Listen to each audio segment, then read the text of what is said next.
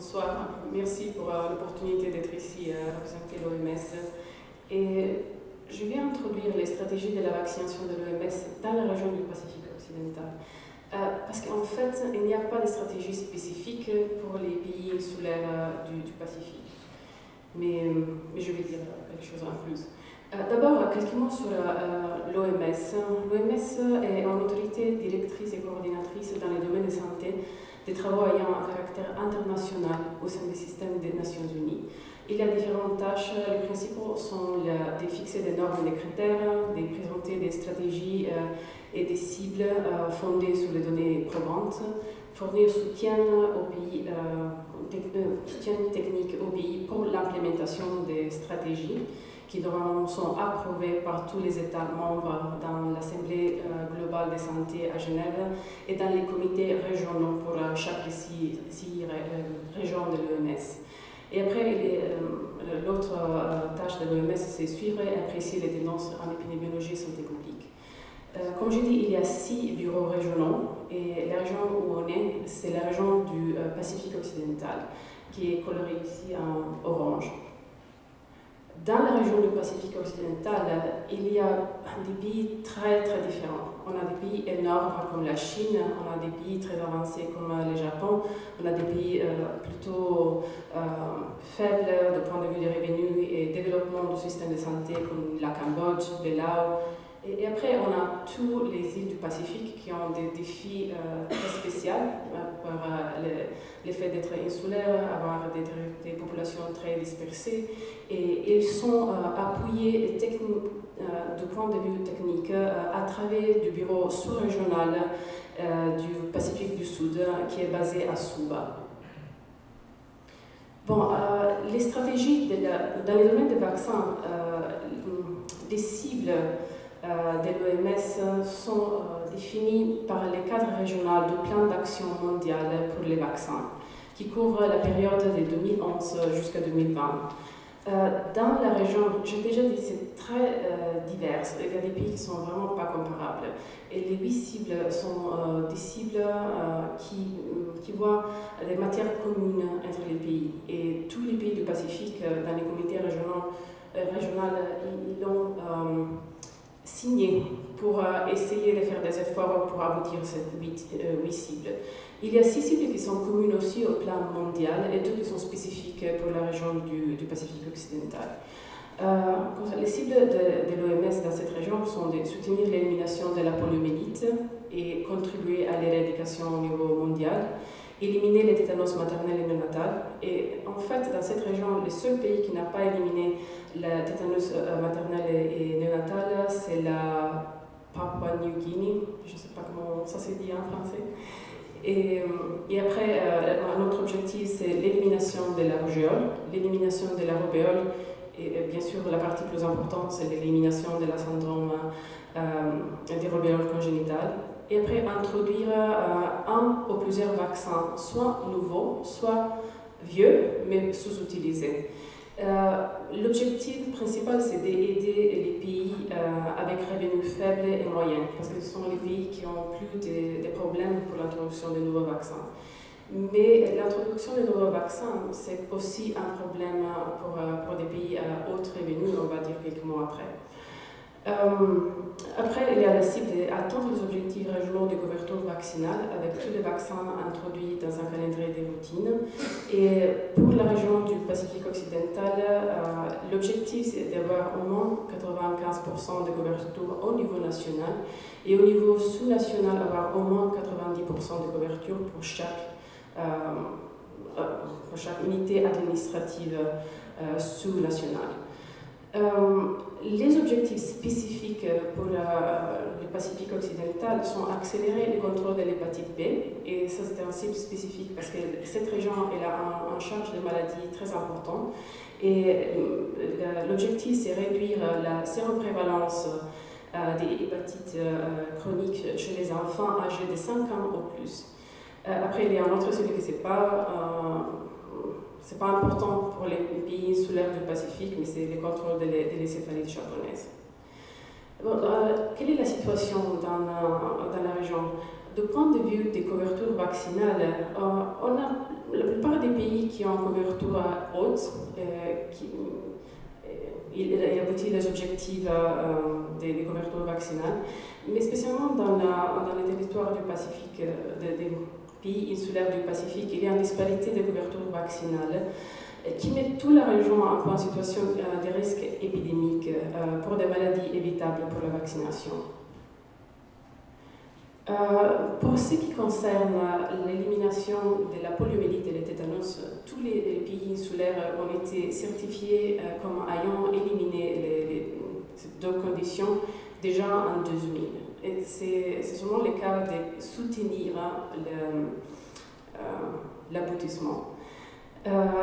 L'autre cible, c'est l'élimination de la rougeole et de la rubéole. Dans la région, on a fait des progrès. Il y a eu une réduction des cas des rougeoles, spécialement, mais il y a encore des pics épidémiques. Et il y a un impact aussi sur les pays insulaires du Pacifique. Par exemple, il y a un pic épidémique qui était dû à une épidémie très très large aux Philippines, qui a causé des importations des cas de rougeole qui ont contaminé plusieurs personnes dans Vanuatu et FSM.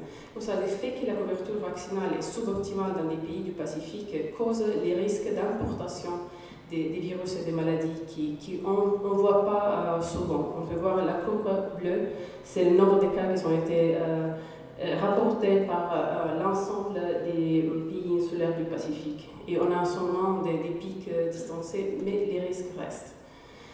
Comme ça, 8 pays non insulaires ont été vérifiés dans toute la région du Pacifique occidental pour l'élimination de la rougeole et seulement 2 pour l'élimination de la rubéole.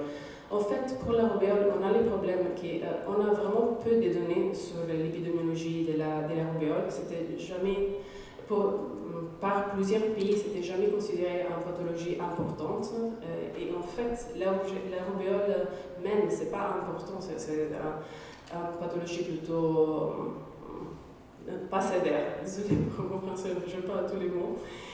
Mais le problème, c'est bien sûr la syndrome congénitale pour la rubéole et on n'a pas de données par plusieurs pays. Comme ça, la déclaration, la certification de l'élimination, c'est un peu difficile. Ce n'est pas basé sur des données suffisantes.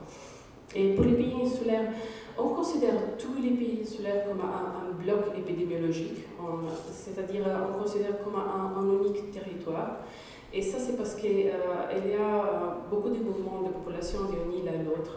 Et comme ça, c'est considéré que l'élimination peut être déclarée et vérifiée pour toutes les îles ensemble, et pas île par île. Par rapport à l'élimination, au contrôle de l'hépatite B, dans toute la région, il y a 19 pays qui sont colorés en bleu dans cette map, qui ont éliminé l'hépatite B, dans le sens qu'ils ont réduit la prévalence des hépatites chroniques chez les enfants à moins de 1%. Parmi ces pays, il y a 9 pays insulaires et il y a aussi inclut la Polynésie française. Pour la cible d'introduire de nouveaux vaccins, dans cette région, on se centre sur 4 vaccins, qui sont les vaccins contre l'hémophilus influenza B, contre les pneumocoques, contre les papillomavirus et contre les rotavirus. On peut voir que les niveaux d'introduction, c'est plutôt bon pour l'IB et les pneumocoques, mais c'est plutôt bas. Moins de 50% ou moins de 50% ont introduit les vaccins contre l'HPV et contre les rotas. Bon, et en fait, ces cibles, il y a plusieurs défis. Un des défis, c'est que pour introduire un nouveau vaccin, il faut d'abord avoir des données sur la charge des morbidités.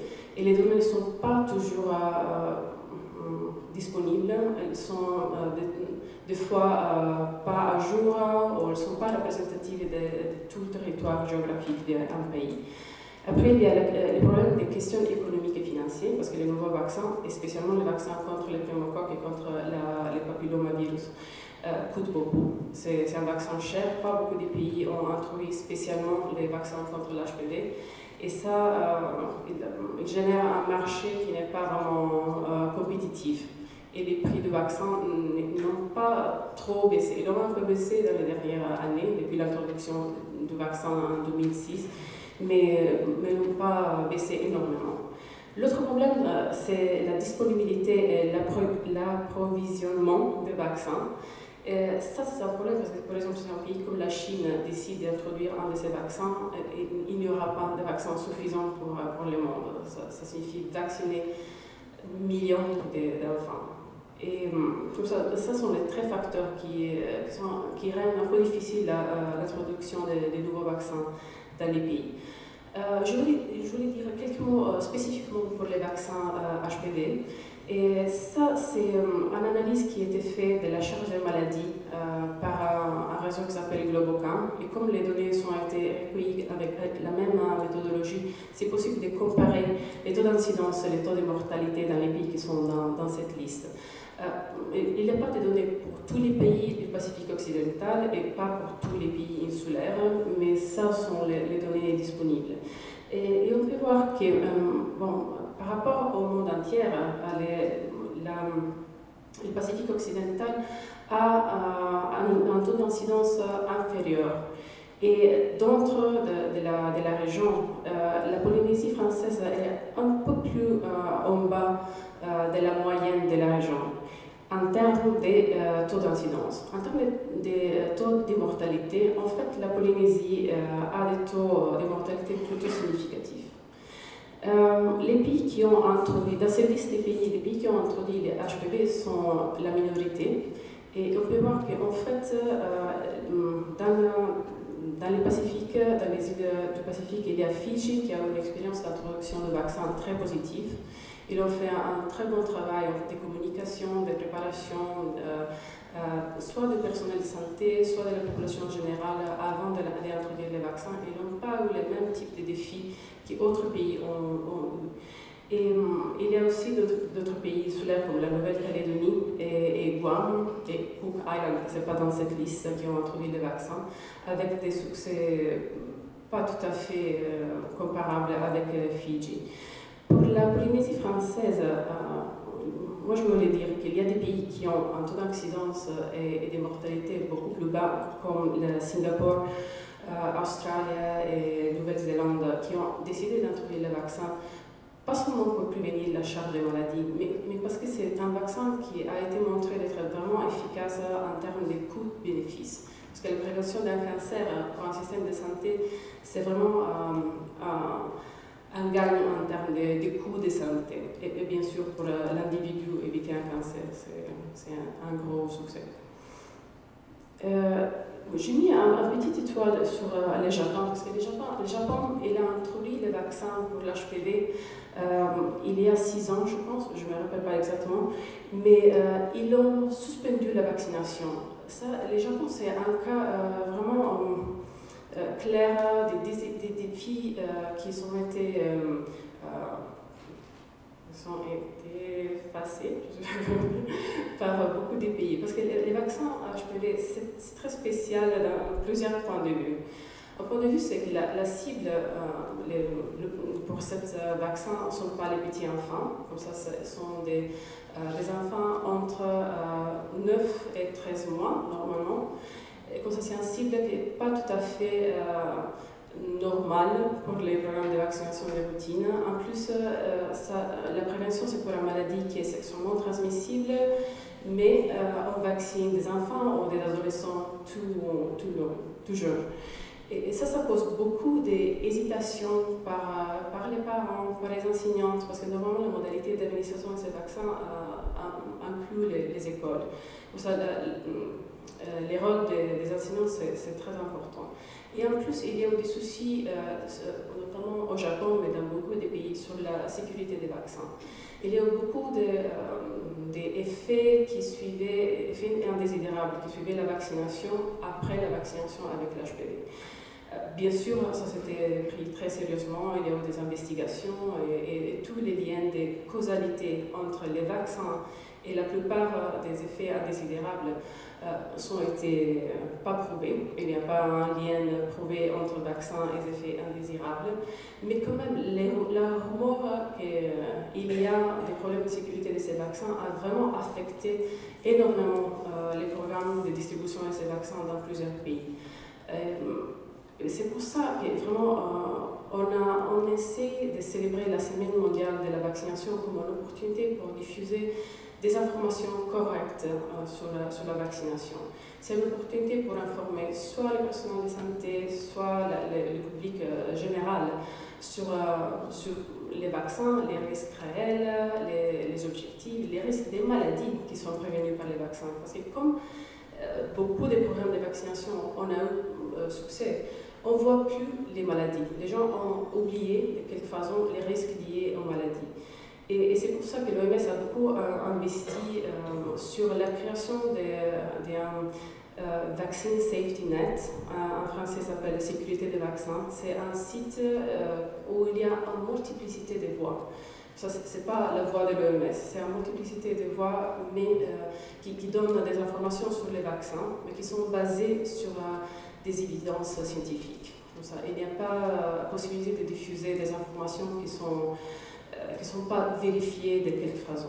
Et c'est bon qu'il y ait un débat autour des vaccins, il faut être ouvert, c'est bien qu'il y ait des gens qui hésitent, il faut en parler, mais il ne faut pas diffuser des informations fausses. Je voulais dire la dernière chose, parce que j'ai déjà pris trop de temps, mais c'est que j'ai déjà dit que l'OMS vraiment met tous les efforts dans des cibles qui sont communes pour tous les pays.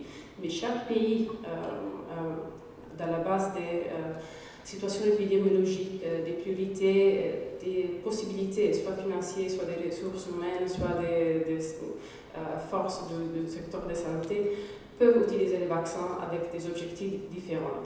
Il y a par exemple l'utilisation des vaccins pour la protection des groupes à risque, par exemple l'utilisation des vaccins pour l'influenza, qui n'est pas un cible de l'OMS, l'introduction du vaccin de l'influenza, et les vaccins pour les pneumocoques pour les personnes âgées. Il y a bien sûr des programmes qui peuvent cibler les voyageurs, les militaires, les travailleurs étrangers.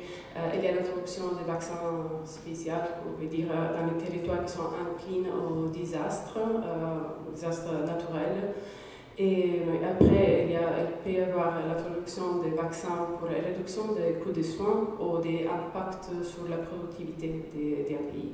Et ce sont des vaccins qui sont plutôt utilisés pour la protection individuelle.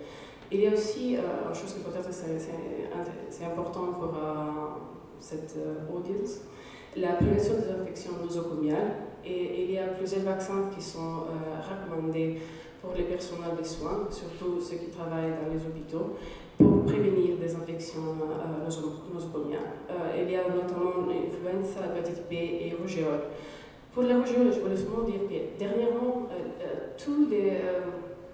beaucoup des épidémies qui ont été dans les pays de cette région ont été en amplification au niveau des hôpitaux. Par exemple, il y a eu une géante épidémie des rougeoles à Mongolie.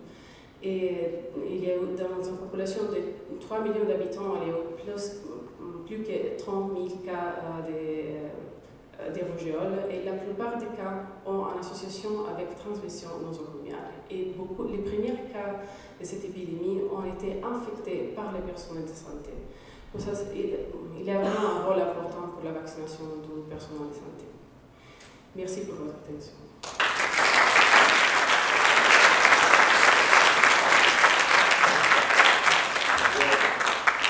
Merci de nous avoir sensibilisés à tous ces aspects. J'ai bien retenu les professionnels de santé, mais effectivement aussi cette nécessaire solidarité avec le Pacifique, puisqu'on risque des épidémies par rapport à d'autres pays qui sont moins bien vaccinés que nous, donc cette collaboration est importante. Et puis nous avons rappelé l'importance de l'HPV. Est-ce que vous avez des commentaires, des questions pour notre expert de l'OMS, qui a le micro qui est là? Oui, bonjour. Bonsoir, merci pour la présentation. Est-ce que tu peux nous dire un petit peu sur quelle stratégie l'OMS s'appuie, notamment pour augmenter, enfin, éliminer au moins l'encéphalite japonaise? C'est une question qui m'intéresse beaucoup. Ouais. Oui, je n'ai pas touché à cette cible parce qu'en fait, ce n'est pas relevant pour la Polynésie française. La stratégie, c'est plutôt basé sur l'utilisation du vaccin. Il y a 12 pays dans les Pacifiques occidentaux qui sont à risque pour l'encéphalite japonaise, soit sur les territoires entiers, soit dans des territoires à risque.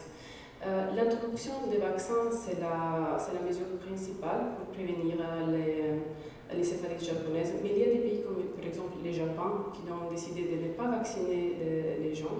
Et ils vaccinent aussi les gens. Mais la stratégie principale, c'est la vaccination des animaux pour éviter qu'il y ait un réservoir entre les animaux. Singapour aussi, par exemple, il est à risque pour l'encéphalite japonaise, mais il contrôle l'incidence de la maladie à travers des mesures ambientales. Ils ont un contrôle des vecteurs, des moustiques très fort. Il essaye à travers ça de contrôler pas seulement l'encéphalite japonaise, bien sûr, mais aussi la dengue. Ça dépend un peu des pays. Mais la stratégie principale pour la plupart des pays qui n'ont pas les moyens pour vacciner les animaux et qui n'ont pas les moyens pour faire des contrôles ambientaux si soignés comme Singapour, c'est la vaccination des enfants. Normalement, quand il y a l'introduction du vaccin, il y a une campagne de vaccination pour un tranche d'âge qui c'est de 1 an à 14 ans, et après ça commence la vaccination des routines avec 2 doses. Ou 3 doses. Il y a seulement un pays qui utilise un vaccin dont il faut 3 doses. Il nous semble que c'est assez cher ce vaccin. Non, en fait, c'est pas cher, c'est pas trop cher. Le problème, c'est la disponibilité du vaccin. Parce qu'il y a plusieurs vaccins. Il y a des vaccins qui sont immunogènes, qui a besoin seulement d'1 dose, mais c'est super cher, c'est pas introduit comme vaccination de routine. Et il y a seulement un laboratoire pharmaceutique qui produit les vaccins avec 2 injections. C'est vraiment un problème lié à la production des vaccins. Il y a beaucoup d'anti-vax qui parlent de Big Pharma, mais en fait, on a des problèmes à avoir la production suffisante de vaccins parce que ça coûte très cher, il y a des risques. Les vaccins, une fois qu'une personne a été vaccinée, ce n'est pas un traitement qui est répété dans le temps. Et c'est beaucoup plus